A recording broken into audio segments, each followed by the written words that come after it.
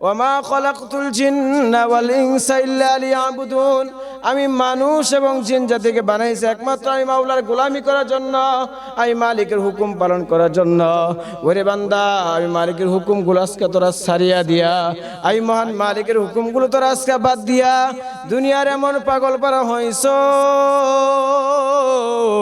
এমন পাগল পারা হইছ, এমন পাগল পারা হইছ, কেমন জানি আমি মালিককে ভুলিয়ে গেছ। এই জন্য তো কবি কেমন জানি বলছেন, যখন তোমার কেউ ছিল না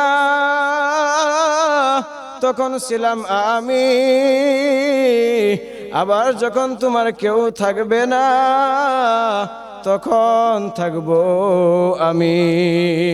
এই জন্য ভাই দুঃস্থ বুঝুক, মায়ের পেটে যখন মাওলায় আমাকে আপনাকে রাখছিল, মায়ের পেটের ভিতরে যখন তোমাকে আমাকে মাওলায় রাখছিল, তখন কিন্তু তোমার আমার সহযোগিতা করার মতো একমাত্র মালিক ছাড়া, আল্লাহ ছাড়া কেউ ছিল না। কথা বলেন ঠিক কিনা?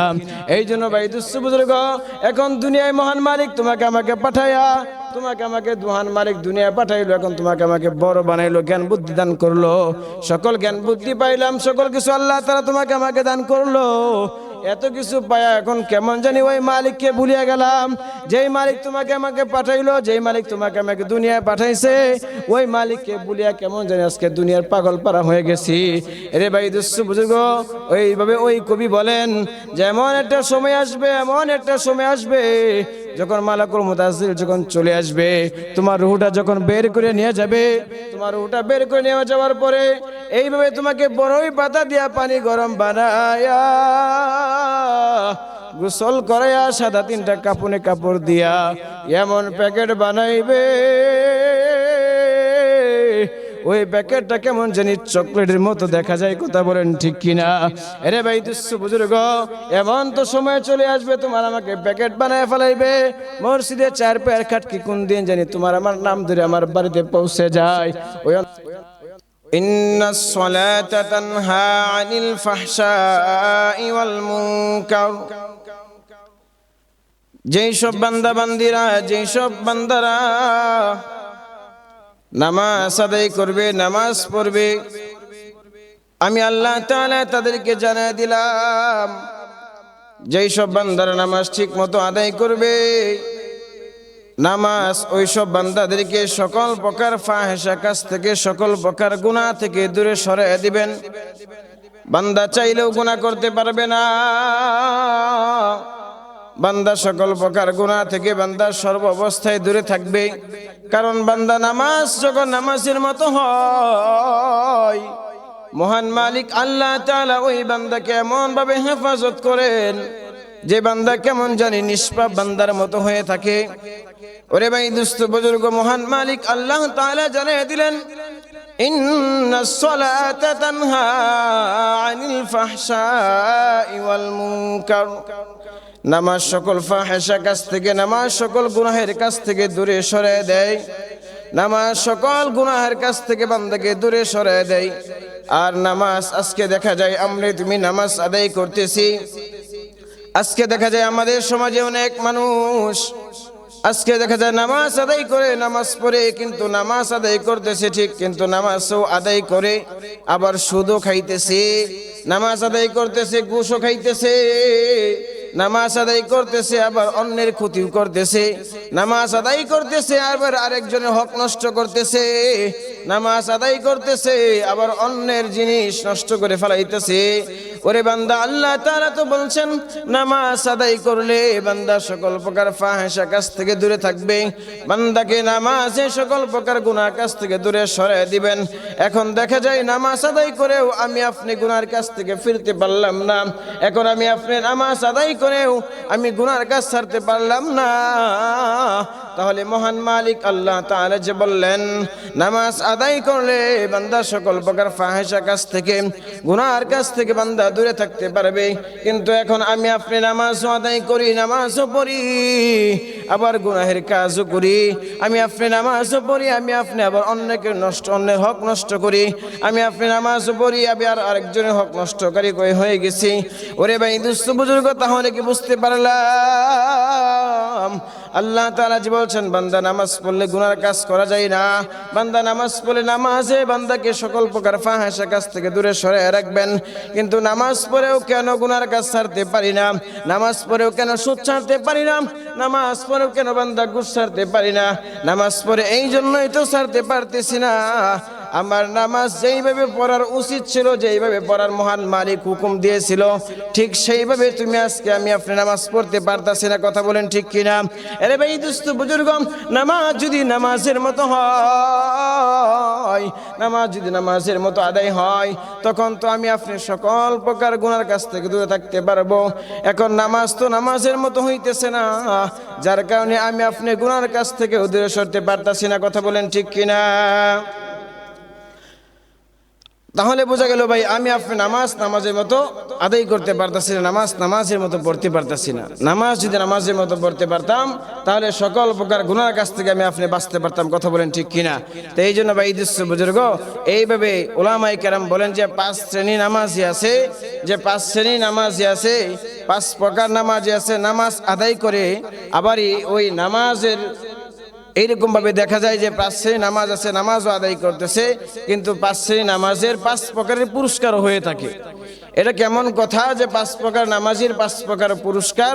যে এক প্রকার নামাজি বান্দা এমন আছে যে তারা নামাজ আদায় করতেছে, নামাজ পড়তেছে, মাঝে মধ্যে নামাজ পড়ে, জুমার নামাজ আদায় করতেছে, আর বাকি সপ্তাহের এক ওয়াক্ত নামাজও বান্দা আদায় করলো না। জোহর আসর মাগরিব পড়লো বান্দা, এশা পড়লো না, আবার এশা ফজর পড়লো, জোহর পড়লো না। এইভাবে বান্দা দেখা যায় যে 5 ওয়াক্ত নামাজ বান্দা এক এক করে বান্দা ছুটিয়া যায়, 4 ওয়াক্ত পড়ে, 3 ওয়াক্ত পড়ে, আর এইভাবে বান্দা নামাজ আদায় করতেছে।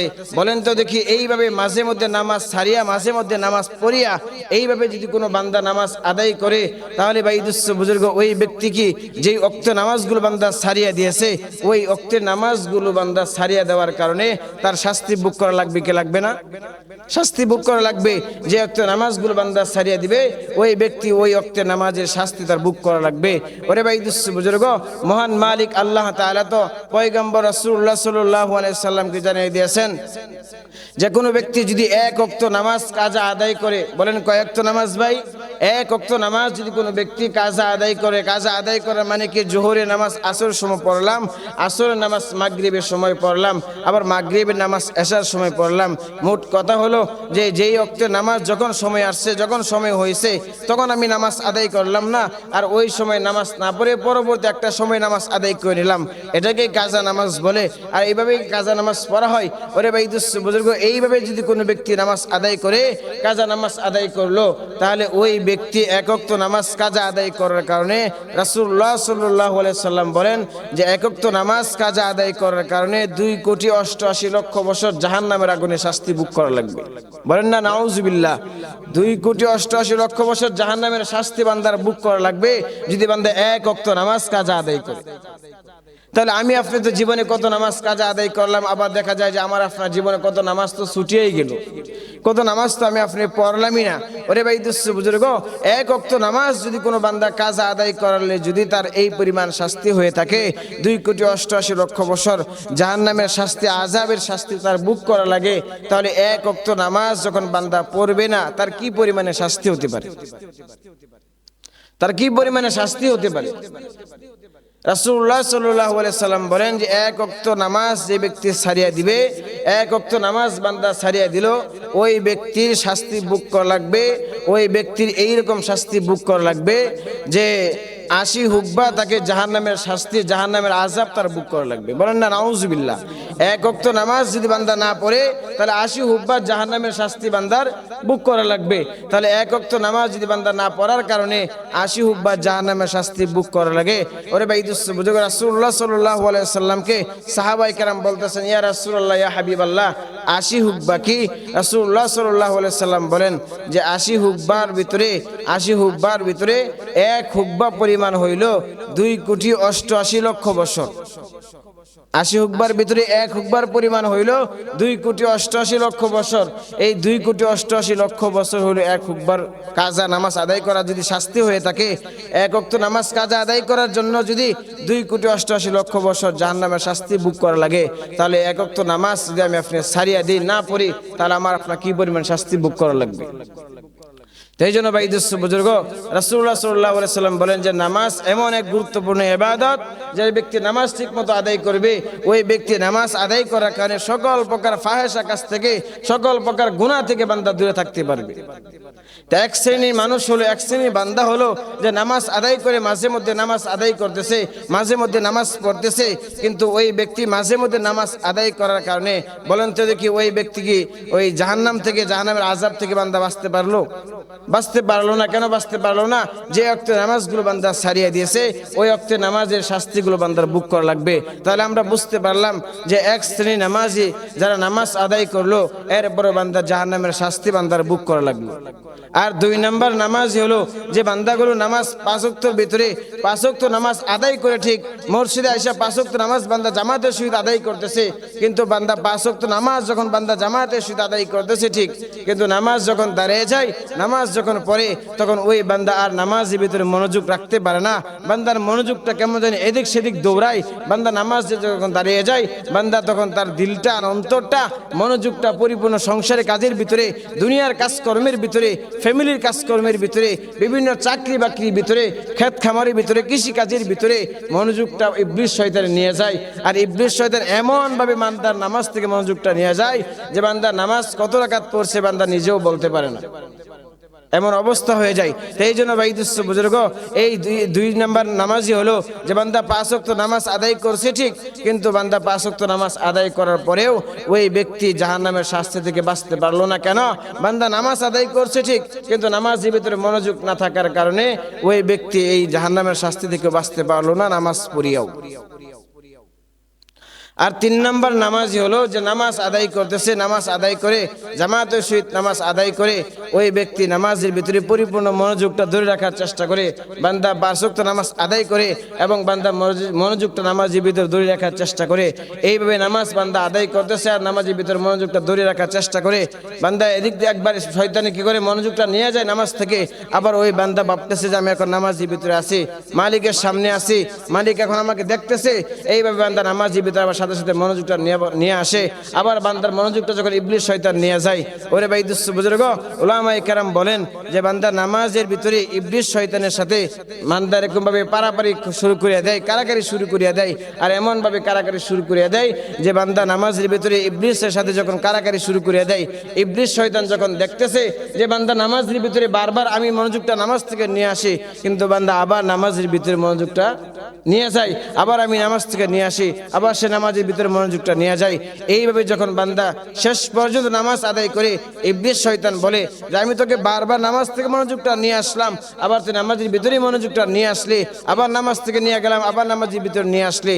ওরে ভাই দোস্ত বুজুর্গ, একটা বান্দা যখন নামাজের শুরু থেকে শুরু করে নামাজের শেষ পর্যন্ত, অর্থাৎ সালাম ফিরানো পর্যন্ত কোনো ব্যক্তি যদি এইভাবে নামাজ আদায় করতে পারে, ইবলিসের সাথে নামাজের ভিতরে মন নিয়ে কারাকারি করতে পারে, নামাজ এইভাবে বান্দা আদায় করতে পারে, রাসূলুল্লাহ সাল্লাল্লাহু আলাইহি সাল্লাম বলেন যে এই ব্যক্তি নামাজের ভিতরে ইবলিসের সাথে মন নিয়ে কারাকারি করলো, অর্থাৎ বান্দার মনটা, বান্দার দিলটা, বান্দার অন্তরটা নামাজ থেকে ইবলিসে নিয়ে গেল, আবার সে নামাজের ভিতরে নিয়ে আসলো। এইভাবে যখন শেষ পর্যন্ত অনেক কারাকারি করলো, আর কারাকারি করা অবস্থা এক পর্যায়ে বান্দা নামাজটা এইভাবে শেষ পর্যন্ত শেষ করলো। আল্লাহ রাসূল সাল্লাল্লাহু আলাইহি সাল্লাম বলেন কোনো ব্যক্তি যদি ইবলিসের সাথে এইভাবে কারাকারি করে নামাজ আদায় করে, মহান মালিক আল্লাহ তাআলা ওই ব্যক্তির নামাজকে কবুল করে নেন। আর আমি আপনি যদি ইবলিস শয়তানের সাথে যদি নামাজের ভিতরে মন নিয়ে কারাকারি না করতে পারি, ইবলিস শয়তান আমার মনটা নামাজ থেকে নিয়ে গেছে আর নামাজের ভিতরে আমি নিয়ে আসলাম না, শেষ পর্যন্ত আমি এইভাবে নামাজের ভিতরে আসি, আমি নামাজে আমার বডি এখানে দাঁড়াই রয়েছে, আমার বডি এখানে সেজদায় আছে, আমার বডি এখানে নামাজের ভিতরে দেখাইতেছে আমি আসি, কিন্তু আসলেও আমার মনোযোগটা পরিপূর্ণ চলে গেছে চাকরির ভিতরে, আমার নামাজের মনোযোগটা চলে গেছে ক্ষেত খামারের ভিতরে, আমার নামাজের মনোযোগটা চলে গেছে ব্যবসা বাণিজ্যের ভিতরে, আমার নামাজের মনোযোগটা চলে গেছে অন্য কোনো কাজকর্মের ভিতরে। ওরে ভাই দোস্ত বুজুর্গ, মনোযোগ যখন নামাজের ভিতরে থাকবে না, তখন বান্দা বলতেও পারবে না যে বান্দা নামাজ কত রাকাত পড়লো। নামাজ কত রাকাত হইলো বান্দা নিজেও বলতে পারবে না, বান্দা কোন জায়গা থেকে তেলাওয়াত করলো বান্দা সে নিজেও বলতে পারবে না, অর্থাৎ সে নামাজ আবার ঠিকই আদায় করতেছে, রুকু সিজদা ঠিকই আদায় করতেছে। তো এইভাবে যদি কোনো ব্যক্তি নামাজ আদায় করে, তার মনোযোগ যদি নামাজের ভিতরে ধরে রাখার চেষ্টা না করে, তাহলে ওই ব্যক্তি নামাজ পড়েও শেষ পর্যন্ত কি করতে পারলো না, নামাজ পড়েও জাহান্নাম থেকে বাঁচতে পারলো না। জাহান্নাম থেকে বাঁচতে হলে কি করতে হবে ভাই দোস্ত বুঝুক, নামাজের ভিতরে পরিপূর্ণ মনোযোগ থাকা লাগবে, যে আমি এখন নামাজে দাঁড়াইছি, আমার মালিক আমাকে দেখতেছে, মালিক আমাকে দেখতেছে। যেই রকম ভাই দোস্ত বুজুর্গ, আমরা দেখি এই পৃথিবীতে যতগুলো কুট কাছারি আছে, এই যতগুলো কুট কাছারি আছে, এই কুট কাছারির ভিতরে জজের সামনে যখন একটা অন্ধ আসামিকে দাঁড় করে দেওয়া হয়, জজের সামনে একজন অন্ধ আসামিকে দাঁড় করায় দেওয়া হয়, আর ওই অন্ধ আসামিটাকে কাঠ গড়ায় যেইভাবে দাঁড় করায় দেওয়া হয়, শেষ পর্যন্ত ওই আসামি, অন্ধ আসামিটা জজের সামনে ওইভাবেই দাঁড়িয়ে থাকে। যেইভাবে তাকে দাঁড় করে দেওয়া হয় সে ওইভাবেই দাঁড়িয়ে থাকে শেষ পর্যন্ত। কেউ যদি তাকে প্রশ্ন করে, ভাই তোমাকে যেমনি দাঁড় করে দেওয়া হইলো তুমি সেমনি দাঁড়াই রইছো, তুমি তো একটু লড়তেছো না, তুমি তো এদিক সেদিক তাকাইতেছো না, এদিক সেদিক মাথাটা নাড়াইতেছো না কেন? আমি যদি মাথার এদিক সেদিক নাড়াই, হইতে পারে জজ সাহেব আমার প্রতি নারাজ হয়ে, হইতে পারে জজ সাহেব আমার প্রতি নারাজ হয়ে, রাগ হয়ে, গুসা হয়ে, হতে পারে আমার খালাসে রায়টা কাইটা দিয়া আমাকে ফাঁসির রায় দিয়া দিতে পারে। এই জন্য জজের সামনে যেন আমার বেয়াদবি না হয়ে যায়, জজের সাথে যেন আমার বেয়াদবি না হয়ে যায়, জজ যেন আমার আচরণ দেখে যেন কষ্ট না পায়, আমার ব্যবহার দেখে যেন জজ কষ্ট না পায়, কষ্ট যেন না পায়। এই জন্য আমি অন্ধ হইলেও কি হবে, আমাকে যেইভাবে দাঁড় করে দেওয়া হয়েছে আমি শেষ পর্যন্ত ওইভাবেই দাঁড়িয়ে থাকবো। আরে ভাই দুঃসুপযোগ, দুনিয়ার একজন আসামি যদি একজন জজের সামনে যদি ওই ব্যক্তি এইভাবে দাঁড়া করে দেওয়া হয়, বান্দা যদি শেষ পর্যন্ত ওইভাবে দাঁড়ায় থাকতে পারে, আর আমি আপনি তো নামাজে দাঁড়াইছি মহান মালিকের সামনে, মহান মালিক তো আমাকে দেখতেছেন, কথা বলেন ঠিক কিনা? মহান মালিক তো আমাকে আপনাকে দেখতেছেন, আমি এখানে নামাজে দাঁড়াইলাম, নামাজে তালাওয়াত চলতেছে, কিন্তু ভাই দুঃসুপযোগ আমার মনোযোগটা এখানে নাই। আচ্ছা মনোযোগটা যে এখান থেকে আমার ইবলিস শয়তান ক্ষেত খামারের ভিতরে, কাজের ভিতরে নিয়ে গেল, আমি তো এখানে দাঁড়াই রয়েছি ঠিক, কিন্তু আমার মনোযোগটা না থাকার কারণে অন্য জায়গায় চলে গেল। বলেন তো অন্য জায়গায় যে আমার মনোযোগটা চলে গেল, আমার মালিক আল্লাহ তাআলা কি দেখতেছেন কিনা? দেখতেছেন, সম্পূর্ণ দেখতেছেন। কিন্তু দেখার পরেও যখন আমি চেষ্টা করব না, তখন আমার নামাজ আর নামাজ থাকবে না, তখন আমার নামাজকে শয়তানের ওয়াসওয়াসা দিয়ে নষ্ট করে ফেলাইবে। আর ওই নামাজ আদায় করলেও ইন্নাস সালাতা তানহা আনিল ফাহশাই ওয়াল মুনকার, ওই ব্যক্তি ওইভাবে নামাজ আদায় করেও বান্দা জাহান্নাম থেকে বাঁচতে পারবে না। ওই ব্যক্তি বান্দা ওইভাবে নামাজ আদায় করেও বান্দা গুনাহর কাছ থেকে বাঁচতে পারবে না। এই জন্যই আজকে দেখা যায় যে বান্দা নামাজ আদায় করতেছে, 5 ওয়াক্ত নামাজ পড়ে ঠিক, বান্দা সুদ খাইতেছে, 5 ওয়াক্ত নামাজ আদায় করে ঠিক, বান্দা ঘুষ খাইতেছে, 5 ওয়াক্ত নামাজ আদায় করে ঠিক, বান্দা অন্যের হক নষ্ট করতেছে, বান্দা 5 ওয়াক্ত নামাজ আদায় করে অন্যকে কষ্ট দিতেছে। কিন্তু ভাই দোস্ত বুঝুক কেন? এই জন্যই তো হইতেছে, বান্দা নামাজ পড়েও কেন অন্যের হক নষ্ট করতেছে, বান্দা নামাজ পড়েও কেন নাফরমানি কাজ করতেছে, ফাহেসা কাজ করতেছে? এই জন্যই করতেছে যে বান্দা নামাজ আদায় করতেছে ঠিক, কিন্তু আসলে নামাজ নামাজের মতো হইতেছে না। কি বলেন কথা ঠিক কিনা? নামাজ যদি নামাজের মতো হইতো তাহলে বান্দা তো সকল প্রকার ফাহেসা কাজ থেকে, গুনার কাছ থেকে দূরে থাকতে পারতো। যেহেতু মহান মালিক আল্লাহ তাআলা কালামের ভিতরে জানিয়ে দিয়েছেন ইন্নাস সালাতা তানহা আনিল ফাহশাই ওয়াল মুনকার, বান্দা সকল প্রকার গুনাহ থেকে দূরে থাকতে পারবে। তা 3 নম্বর নামাজি হইল যারা নামাজ পড়তেছে, নামাজ পড়ে আবার নামাজের ভিতরে মনোযোগটা রাখার চেষ্টা করছে, ইবলিস শয়তানের সাথে কারাকারি করিয়া শেষ পর্যন্ত সে ওইভাবে নামাজটা শেষ করছে। মহান মালিক আল্লাহ তাআলা ওই ব্যক্তি নামাজটাকে কবুল করে নেন, বলেন সুবহানাল্লাহ। আরেক শ্রেণী মানুষ হলো 4 নম্বর নামাজি হইল যে বান্দা নামাজে দাঁড়াইছে, নামাজের শুরু থেকে শেষ পর্যন্ত বান্দা এমন ভাবে নামাজ আদায় করে, এমন ভাবে নামাজ পড়ে যে বান্দা শুরু থেকে শেষ পর্যন্ত বান্দা সর্বসময় খেয়াল করে যে আমি এখন নামাজে দাঁড়াইতেছি, আমি এখন নামাজে দাঁড়াইতেছি, যে আমার নামাজের ভিতরে দাঁড়ানো থেকে শুরু করে শেষ পর্যন্ত আমার মালিক, মহান মালিক আল্লাহ তাআলা তো আমার সম্পূর্ণ দেখতেছেন না। নামাজের ভিতর থেকে মনোযোগটা এদিক সেদিক নেওয়া যাবে না। অনিচ্ছাকৃতভাবে যদি মনোযোগটা নামাজ থেকে চলিয়াও যায়, সাথে সাথে আবার নামাজের ভিতরে মনোযোগটা আনা লাগবে, কারণ নামাজ যদি নামাজের মতো না হয় মহান মালিক আল্লাহ তাআলার কাছে পছন্দ হবে না। আর পছন্দের মতো নামাজ পড়তে হলে কষ্ট করতে হবে, মুজাহাদা করতে হবে, নামাজ সুন্দর করার চেষ্টা করতে হবে। তাই জন্য ভাই দুস্থ বুজুর্গ 4 নাম্বার নামাজি যখন ইবলিস শয়তান দেখতেছে যে এই বান্দা বারবার নামাজের শুরু থেকেই শুরু করে শেষ পর্যন্ত নামাজের ভিতর থেকে মনোযোগ তার নিয়ে আসাই যাইতেছে না, তখন ইবলিস বলে যে এই ব্যক্তি এত সুন্দরভাবে নামাজ আদায় করে না, একে আর ওয়াসওয়াসা দেওয়া যাবে না, একে আর ধোঁকায় ফেলানো যাবে না, ধোঁকায় ফেলানো যাবে না। সে নামাজ যেভাবে শুরু করছে নামাজের ভিতর থেকে তার মনোযোগটা সংসারের কাজের ভিতরে নিয়ে আসাই যায় না। বান্দা নামাজের ভিতরে যেভাবে নামাজ পড়া শুরু করছে এই বান্দা নামাজের ভিতর থেকে তার অন্তরটা তার মনোযোগটা নিয়ে যেতে আসাই যাইতেছে না। যাক, এই লোকের কাছে আইসা আমার সময়টা ব্যর্থ যাবে, এই লোকের কাছে আইসা ওয়াসওয়াসা দিয়ে আমি কুলাইতে পারি না, এর কাছে আসলে আমার সময়টা ব্যর্থ হবে, কি কাম আছে, এর কাছে আর সময় না দিয়ে অন্য যাকে চেষ্টা করলে পারবো তার কাছে যাই। তখন ভাই দুস্থ বুজুর্গ আপনি শান্তি মতো নামাজ পড়তে পারবেন, আপনি কবুলিয়াত নামাজ আপনার দ্বারা হবে, তখনই হবে যখন আপনি অনেক চেষ্টা মুজাহাদা করে 3 নাম্বার নামাজির মতো যে শয়তানের সাথে মন নিয়ে কারাকারি করে আপনি নামাজের ভিতরে ঠিক থাকার চেষ্টা করবেন। তখন 4 নাম্বার নামাজিকে আল্লাহ তাআলা ওই ব্যক্তি নামাজকে এমনভাবে কবুল করছেন যে আল্লাহ তাআলা বলেন ইন্নাস সালাতা তানহা আনিল ফাহশাই ওয়াল মুনকার। 3 নাম্বার নামাজি আল্লাহ তাআলা ওই বান্দা নামাজকে কবুল করে নেয়।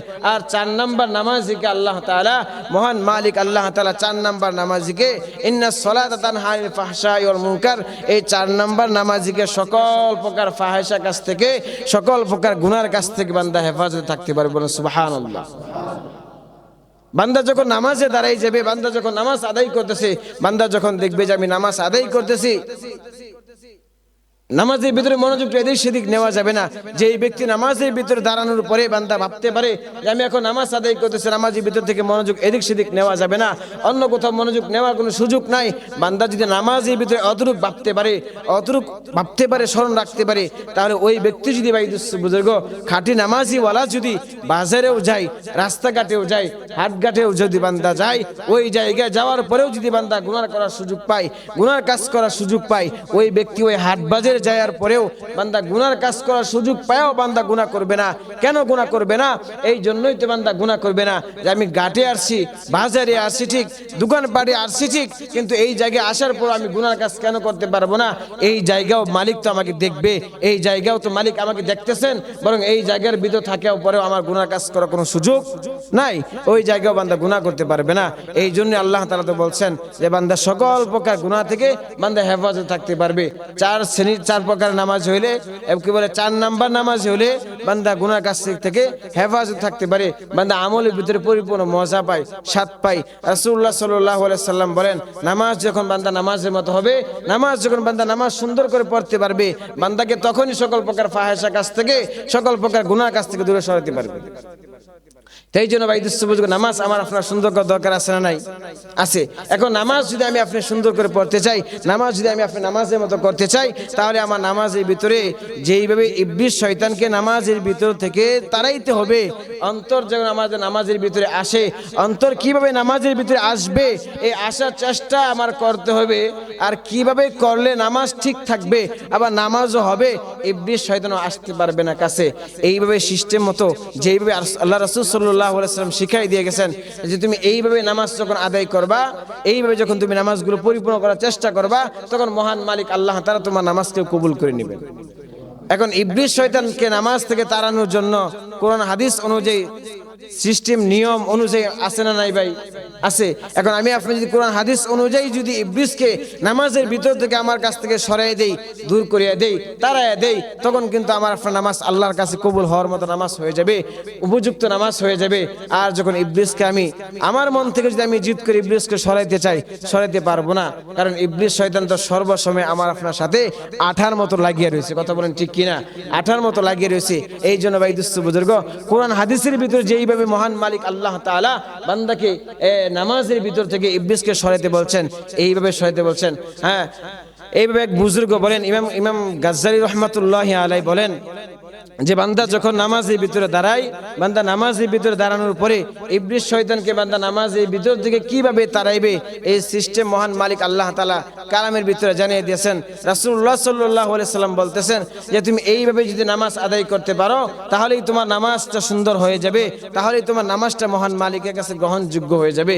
সেটা কিভাবে আদায় করতে হবে? যে ইমাম গাজ্জালি রাহমাতুল্লাহি আলাইহি বলেন যে এই পৃথিবীটা একটা ভারীর মতো। পৃথিবীটা একটা কিসের মতো ভাই? ভারীর মতো। মতো, এই পৃথিবীটা একটা বাড়ির মতো, আর এই বাড়ির মালিক হলো মহান মালিক আল্লাহ তাআলা। আর এই বাড়ির মালিক মহান মালিক আল্লাহ তাআলা হয়েছেন মালিক, আর এই পৃথিবীর বাড়ির মেহমান হয়েছেন যারা ইমানদার বান্দা, মুমিন বান্দা, তারা হয়েছেন এই বাড়ির মেহমান। এখন মালিক হলেন মহান মালিক আল্লাহ তাআলা, আর মুমিন বান্দা হলো, ইমানদার বান্দা হলো এই বাড়ির মেহমান। আর এই বান্দা এই বাড়ির মেহমান হতে পারবে তখনই যখন বান্দা মুমিন হতে পারবে। ওরে ভাই বুজুর্গ, আর ইবলিস শয়তান হইল এই বাড়ির মালিকের পালা কুকুর। ইবলিস হলো এই বাড়ির মালিকের পালা কুকুর। এখন ইবলিস শয়তান হচ্ছে মালিকের পালা কুকুর। এখন ইবলিস শয়তান নামাজ এই ভিতর থেকে তাড়াইতে হয় কেমনে, সিস্টেম যদি আমাদের জানা না থাকে তাহলে আমরা নামাজ থেকে সরাইতেই পারবো না। আমি আপনি যদি কোথাও আত্মীয় বাড়িতে বেড়াইতে যাই, এখন কুকুর যদি আমার দিকে তাড়ায় আসে, কুকুর যদি আমার দিকে দৌড়ে আসে আমাকে ধরার জন্য, যদিও কামড় না দেয়, কাছে আইসাও ঘেউ ঘেউ করা শুরু করে দেয়। এবার ঠিক না কথা? কুকুর কাছে আইসাও কি করে, ঘেউ ঘেউ করা শুরু করে দেয়। কিন্তু ওই সময় যদি আপনি মালিককে বলেন যে তোমার কুকুরটাকে থামাও, তোমার কুকুরটাকে তুমি ফিরাও, আমি এখন তোমার বাড়িতে আসতে, তোমার ঘরে আমি ঢুকবো, কুকুরটাকে একটু ফিরে রাখো।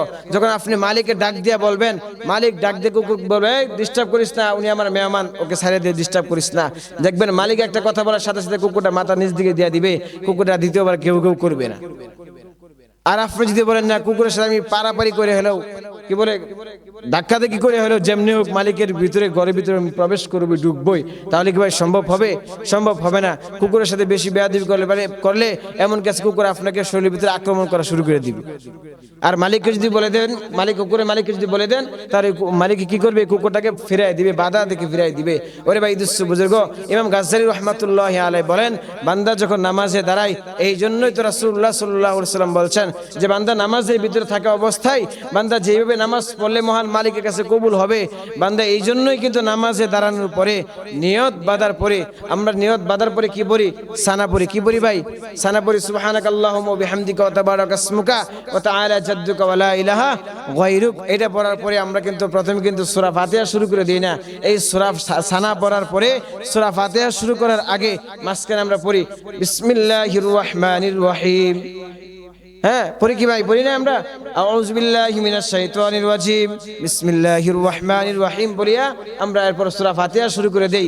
রাসূলুল্লাহ সাল্লাল্লাহু আলাইহি সাল্লাম বলেন, যেই ব্যক্তি সূরা ফাতিহা শুরু করার আগে, সূরা ফাতিহা পড়ার আগে যেই ব্যক্তি নামাজের শুরু প্রথমে আউযু বিল্লাহি মিনাশ শাইতানির রাজিম পড়বে, মহান মালিক আল্লাহ তাআলার কাছে দরখাস্ত করা হইতেছে, আল্লাহ আমি তোমার খাস কামরায় প্রবেশ করতেছি, আল্লাহ তোমার কুকুরটাকে, তোমার ইবলিসটাকে তুমি ফিরিয়ে রাখিও। বান্দা যখন আউযু বিল্লাহি মিনাশ শাইতানির রাজিম বলিয়া বান্দা সূরা ফাতিহা শুরু করে দেয়, আল্লাহ তাআলা ডাক দিয়ে বলে, রে ইবলিস, আমার এই বান্দা তো আমার দয়া চাইতেছে, আমার দয়া চাইতেছে, আমার রহম চাইতেছে, এর ইবলিস একে ডিস্টার্ব করিস না, একে ডিস্টার্ব করিস না। তখন আল্লাহ তাআলা ওই বান্দাকে নামাজের ভিতর থেকে শয়তানের কাছ থেকে হেফাজত করেন। বলেন সুবহানাল্লাহ। আর যদি আমি আপনি কোরআন হাদিস অনুযায়ী আউযু বিল্লাহি বিসমিল্লাহ না পড়ি, নামাজের ভিতরে পরিপূর্ণ মনোযোগ না আনতে পারি, তাহলে ভাই দোস্ত বুঝুন নামাজ কিন্তু আবার নামাজের মতো হবে না। আর নামাজ পড়ে আজকে দেখা যায় যে 50-60 বছর, 40 বছর, 80 বছর পর্যন্ত নামাজ আদায় করছে, এর উপরে বান্দা গুনার কাজ ছাড়তে পারছে না, এর উপরে বান্দা নাফরমানি কাজ ছাড়তে পারছে না। বান্দা নামাজও আদায় করতেছে, আবার সুদও খাইতেছে, বান্দা নামাজও আদায় করতেছে, ঘুষও খাইতেছে। এমন নামাজে আছে না নাই? কথা বলেন, আছে না নাই? এমন নামাজে আছে। আর এইভাবে নামাজ আদায় করলে বান্দা কখনো জান্নাত পাবে না, বান্দা শাস্তি ভোগ করে এরপর মালিকের কবুল করে জান্নাত যেতে পারবে। সেই জন্য ভাই দোস্ত বুঝুক, আমার আপনার সকলে একদিন মৃত্যুবরণ করা লাগবে। লাগবে কি লাগবে না? আমি আপনি জানি সকল প্রাণীর একদিন মৃত্যুর স্বাদ গ্রহণ করা লাগবে, যেহেতু মহান মালিক আল্লাহ তাআলা কালামের ভিতরে জানিয়ে দিয়েছেন একদিন মৃত্যুর স্বাদ তোমার গ্রহণ করা লাগবে। ওরে ভাই দোস্ত বুজুর্গ, সেই মহান মালিক যে তোমাকে আমাকে জানিয়ে দিয়েছে কুল্লু নাফসিন যায়িকাতুল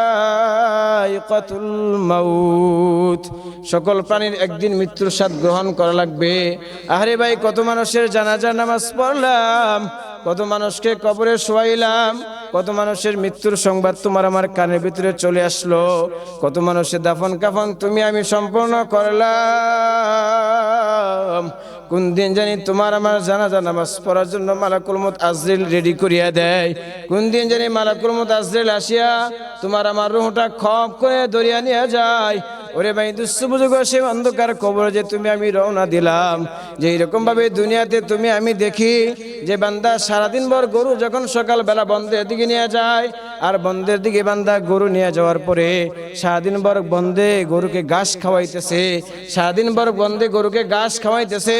সন্ধ্যা যখন হয়ে যায়, সূর্যটা যখন ডুবে যায়, সূর্যটা যখন আস্তে আস্তে ডুবা শুরু করিয়া দেয়, ওরে ভাই দুঃস্থ বুজুর্গ, খুব ভালো করে মনকে বোঝানোর চেষ্টা করো যে মহান মালিক তো তোমাকে আমাকে এইভাবে সৃষ্টি করিয়া পাঠিয়ে দিয়েছেন, যে বান্দা যে এরকম ভাবে সারাদিন ভর গরু রাখিয়া সন্ধ্যায় যখন বাড়ির দিকে নিয়ে আসে, ঠিক ভাই দুঃস্থ বুজুর্গ, মালাকুল মউত আজরাইল তোমার আমার কাছে কিন্তু একদিন চলে আসবে, যেহেতু আল্লাহ তাআলা কুল্লু নাফসিন যায়িকাতুল মাউত বলিয়া দিয়েছেন, অর্থাৎ মরণের রশি তোমার আমার ভিতরে লাগাই দিয়েছেন। হায়াত যেদিন শেষ হয়ে যাবে, মালাকুল মউত আজরাইল কিন্তু আসিয়া পড়বে। টাকা পয়সা, ক্ষমতা, ধন সম্পদ কোনো কিছুই তোমাকে আমাকে আটকাইতে পারবে না। কথা বলেন ঠিক কিনা? সকল বাহাদুরি, সকল ক্ষমতা, সকল কিছু ছাড়িয়া সকল কিছুর জায়গায় পড়িয়া থাকবে, কিন্তু তোমার আমার একা একা ওই অন্ধকার কবরে চলে যাওয়া লাগবে। আরে ভাই দুঃস্থ বুজুর্গ, তুমি আমি যে সেই অন্ধকার কবরে রওনা দিলাম, কি নিয়ে কবরে রওনা দিলাম? নাফরমান বান্দা হয়ে যদি কবরে যাও, নাফরমান বান্দা হয়ে গুনার পাহাড় নিয়ে যদি কবরে যাও, দুই পাশের মাটি এমন জোরে চাপ মারবে, রাসূলুল্লাহ সাল্লাল্লাহু আলাইহি সাল্লাম বলেন, ওরে আমার সাহাবায়ে কেরামরা, মাটি যেরকম বান্দাকে যখন কবরের ভিতরে চাপ দিবে, রাসূলুল্লাহ সাল্লাল্লাহু আলাইহি সাল্লাম বলেন, নাফরমান বান্দা হয়ে যখন বান্দা গুনাহগার হইয়া, বদকার বান্দা হইয়া যখন বান্দা কবরে শুইবে, দুই পাশে মাটি এমন জোরে চাপ মারবে। রাসূলুল্লাহ সাল্লাল্লাহু আলাইহি সাল্লাম বলেন যে রাসূলুল্লাহ সাল্লাল্লাহু আলাইহি সাল্লাম সাহাবায়ে কেরামদেরকে দেখায় দিয়া বলতেছেন, ডান পাজের হাড় বাম পাজের ভিতরে ঠিক এইভাবে ঢুকিয়া যাইবে, ডান পাজের হাড় বাম পাজের ভিতরে এইভাবে ঢুকিয়া যাইবে, এইভাবে ঢুকিয়া যখন যাইবে, বান্দা সহ্য করার মতো কোনো শক্তি থাকবে না, বান্দা ধৈর্য ধরার মতো কোনো শক্তি থাকবে না, এমন অবস্থা হয়ে যাবে। ওরে ভাই দুঃস্থ বুজুর্গ, সে অন্ধকার কবরে চলে যাওয়ার জন্য জানি কোন দিন তোমার আমার ডাক পড়িয়া যায়, কোন দিন জানি সেই মালাকুল মউত আজরাইল আসে হাজির হয়ে যায়। এখনো তো কবরে কোনো প্রস্তুতি নিতে পারলাম না, এখনো তো সে অন্ধকার কবরে কোনো সামানা গুছাইতে পারলাম না। এই জন্য ভাই মনকে একটু বোঝানোর চেষ্টা করো, মহান মালিক আল্লাহ তাআলা কেন তোমাকে আমাকে পাঠাইছেন। আল্লাহ তাআলা তো কালামের ভিতরে জানিয়ে দিয়েছেন, ওয়ামা খলাকতুল জিন্না ওয়াল ইনসা ইল্লা লিয়াবুদুন, আমি মানুষ এবং জিন জাতিকে বানাইছি একমাত্র আমি মাওলার গোলামি করার জন্য, আমি মালিকের হুকুম পালন করার জন্য। ওরে বান্দা, আমি মালিকের হুকুমগুলো আজকে তোরা ছাড়িয়া দিয়া, আমি মহান মালিকের হুকুমগুলো তোরা আজকে বাদ দিয়া দুনিয়ার এমন পাগল পারা হইছ, এমন পাগল পারা হইছ, এমন পাগল পারা হইছ, কেমন জানি আমি মালিককে ভুলিয়ে গেছ। এই জন্য তো কবি কেমন জানি বলছেন, যখন তোমার কেউ ছিল না তখন ছিলাম আমি, আবার যখন তোমার কেউ থাকবে না তখন থাকবো আমি। এই জন্য ভাই দুঃস্থ বুজুর্গ, মায়ের পেটে যখন মাওলা আমাকে আপনাকে রাখছিল, মায়ের পেটের ভিতরে যখন তোমাকে আমাকে মাওলা রাখছিল, তখন কিন্তু তোমার আমার সহযোগিতা করার মতো একমাত্র মালিক ছাড়া, আল্লাহ ছাড়া কেউ ছিল না। কথা বলেন ঠিক কিনা? এই জন্য ভাই দুঃস্থ বুজুর্গ, এখন দুনিয়ায় মহান মালিক তোমাকে আমাকে পাঠাইয়া, তোমাকে আমাকে মহান মালিক দুনিয়া পাঠাইলো, এখন তোমাকে আমাকে বড় বানাইলো, জ্ঞান বুদ্ধি দান করলো, সকল জ্ঞান বুদ্ধি পাইলাম, সকল কিছু আল্লাহ তাআলা তোমাকে আমাকে দান করলো। এত কিছু পায়া এখন কেমন জানি ওই মালিককে ভুলিয়া গেলাম, যেই মালিক তোমাকে আমাকে পাঠাইলো, যেই মালিক তোমাকে আমাকে দুনিয়ায় পাঠাইছে, ওই মালিককে ভুলিয়া কেমন জানি আজকে দুনিয়ার পাগল পারা হয়ে গেছি। এরে ভাই দুঃস্থ বুজুর্গ, ওইভাবে ওই কবি বলেন যে এমন একটা সময় আসবে, এমন একটা সময় আসবে যখন মালাকুল মউত আজরাইল যখন চলে আসবে, তোমার রূহটা যখন বের করে নিয়ে যাবে, তোমার রূহটা বের করে নিয়ে যাওয়ার পরে এইভাবে তোমাকে বড়ই পাতা দিয়া পানি গরম বানায়া, গোসল করাইয়া, সাদা তিনটা কাপড়ে কাপড় দিয়া এমন প্যাকেট বানাইবে, ওই প্যাকেটটা কেমন জানি চকলেটের মতো দেখা যায়। কথা বলেন ঠিক কিনা? আরে ভাই দুঃস্থ বুজুর্গ, এমন তো সময় চলে আসবে তোমার আমাকে প্যাকেট বানায় ফেলাইবে, মসজিদে চার পায়ের খাটকি কোন দিন জানি তোমার আমার নাম ধরে আমার বাড়িতে পৌঁছে যায়। ওই অন্ধকার কবরের জন্য ভাই কি সামানা গুছাইলাম, কোনো সামানাই তো গুছাইতে পারলাম না। মহান মালিকের হুকুম পালন করার জন্যই তো তোমাকে আমাকে দুনিয়ায় পাঠাইছিল। ওই মালিককে বলে আজকে কিসের দুনিয়ার পাগল পারা হয়ে রইছ? এরে ভাই দুস্থ বুজুর্গ হাতে পায়ে দরিয়া বলিয়া যায়, হাতে পায়ে দরিয়া বলিয়া যায়। নামাজ ছাড়া কোনো গতি নাই, নামাজ ছাড়া কোনো উপায় নাই। আল্লাহ রাসূল সাল্লাল্লাহু আলাইহি সাল্লাম বলেন, আউয়ালু মা ইউহাসাবু বিহিল আবদু ইয়াউমাল কিয়ামাতিস সালাহ। বান্দা কিয়ামতের ময়দানে বান্দার সর্বপ্রথম বান্দার নামাজের হিসাব হবে। বান্দার এমন নামাজের হিসাব হবে যে বান্দা কিয়ামতের কঠিন ময়দানে বান্দাকে সর্বপ্রথম নামাজের হিসাব যখন নেওয়া হবে, আল্লাহ রাসূল সাল্লাল্লাহু আলাইহি সাল্লাম বলেন, যেই ব্যক্তি নামাজের হিসাব সুন্দর করে দিতে পারবে, যেই ব্যক্তি নামাজের হিসাব পরিপূর্ণ আদায় করতে পারবে, মহান মালিক আল্লাহ তাআলা ওই ব্যক্তি নামাজের হুকুম পালন করে যাওয়ার কারণে আল্লাহ তাআলা ওই বান্দার জবান দিয়ে সঠিক কথা বাইর করে দিবেন, সঠিক প্রশ্ন উত্তর বাইর করে দিবেন। আর যেই ব্যক্তি নাকি নামাজ ঠিকমতো আদায় করতে পারবে না, মহান মালিককে অসন্তুষ্ট করিয়া, মহান মালিককে বেজার করিয়া গুনার পাহাড় নিয়ে যখন বান্দা নাফরমান হয়ে যখন কবরে যাবে, ওই কবরের ভিতরে এরকম ভাবে নাফরমান বান্দা হয়ে যখন বান্দা কবরে যাবে, দুই পাশের মাটির চাপ তো বান্দা খাবে। এরপরে সাথে সাথে বান্দার কবরের ভিতরে 70 থেকে 99টা সাপ মাওলা ছাড়িয়া দিবে। আরে ওই জায়গায় কেমন হবে, কি অবস্থা হবে? ওই জায়গায় সাপ থেকে বাঁচানোর মতো তোমার আমার কেউ সহযোগীভাবে থাকবে না। দুনিয়ায় যদি তুমি আমি একটু বিপদে পড়িয়া যাই, একটু মুসিবতে পড়িয়া যাই, একটু সমস্যার ভিতরে পড়িয়া যায়, আপন জনে তো তোমার আমার উপকার করেই। যে আমার শত্রু সেও কিন্তু যখন আমি বিপদে পড়ে যাই তখন কিন্তু তার দিলের ভিতরে একটু মায়া লাগে। যদিও লোকটা আমার সাথে শত্রুতামি করছে, লোকটা যদিও আমার অপরাধী মানুষ, লোকটা যদিও আমার বিরুদ্ধের মানুষ, লোকটা যদিও আমার শত্রু, কিন্তু লোকটা এখন বিপদে পড়ছে, এখন লোকটাকে একটু বাঁচানোর চেষ্টা করি, লোকটাকে এখন বিপদ থেকে একটু উঠানোর চেষ্টা করি। শত্রু হইলেও দুনিয়াতে বাঁচানোর চেষ্টা করে, উপকার করার চেষ্টা করে। কথা বলেন ঠিক কিনা? এরে ভাই দুস্থ বুজুর্গ ভাই, অন্ধকার কবরে যখন তোমাকে আমাকে ওই নাফরমান বান্দা হইয়া গেলে, গুনাহগার বান্দা হয়ে গেলে, এখন তুমি কবরের ভিতরে যাইবা, 70 থেকে 99টা সাপ মাওলায় তোমার আমার কবরের ভিতরে ছাড়িয়া দিবে। এত বিশাল বিশাল অজগর সাপগুলো মাওলায় ছাড়িয়া দিবে যে বান্দাকে সারা শরীরের ভিতরে বান্দাকে পেঁচাইয়া বান্দাকে দংশন করা শুরু করিয়া দিবে।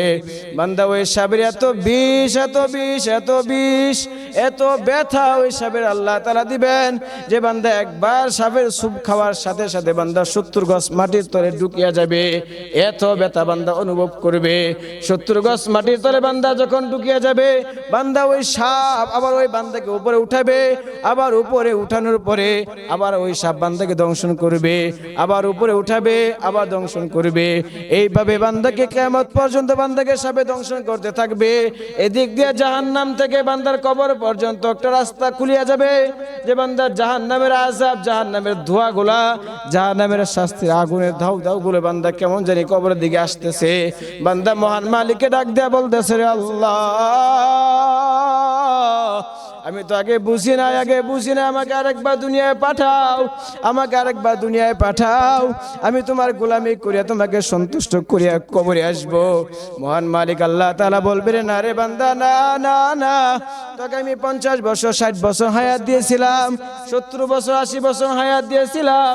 এত হায়াত পাওয়ার পরেও, এত সময় পাওয়ার পরেও তুই আমার হুকুম পালন করতে পারো নাই, ঠিক মতো নামাজ পড়তে পারো নাই, রমজান মাস হায়াত পায় রমজান মাসে রোজা করে রাখতে পারো নাই। তোর উপর আমি আল্লাহ তাআলা যাকাত ফরজ করেছিলাম, যাকাত তুই দাও নাই। হজ ফরজ করেছিলাম, বান্দা তুই হজ আদায় করো নাই। আরে বান্দা ভাই দুস্থ বুজুর্গ আল্লাহ তাআলা তখন ডাক দিয়ে বলবে যে বান্দা, তোকে হায়াত দেওয়ার পরে যে তুই আমাকে সন্তুষ্ট করতে পারস নাই, না না না, কোনো দ্বিতীয়বার দেওয়ার কোনো সুযোগ নাই, কোনো চান্স নাই। বান্দা একবার যত কবরে চলে আসছস, যেই জিনিস তুই কামাই করে কবরে নিয়ে আইছো, এই জিনিসের ফল বান্দা তুই এখন বুক করতে থাক। এই জন্য ভাই দুস্থ বুজুর্গ, ওই অন্ধকার কবরের সামানা গোছায় নিয়ে যাইতে হলে 5 ওয়াক্ত নামাজ ভাই পড়ার দরকার আছে না নাই?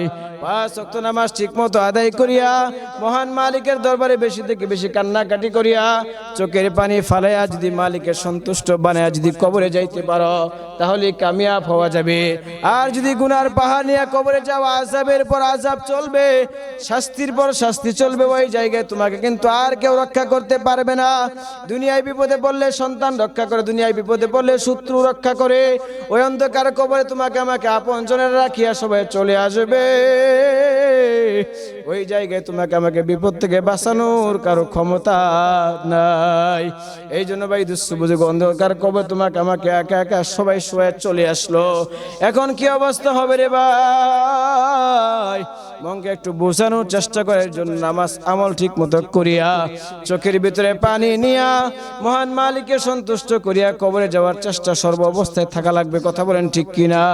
আল্লাহ তাআলা আমাদের সকলকে সঠিকগুলো কথার উপরে পরিপূর্ণ আমল করিয়া, আল্লাহ তাআলা আমাদের সকলের জিন্দেগি পরিবর্তন করিয়া নেক আমলওয়ালা জিন্দেগি বানায়া কবরে যাওয়ার তৌফিক দান করুন। আমিন।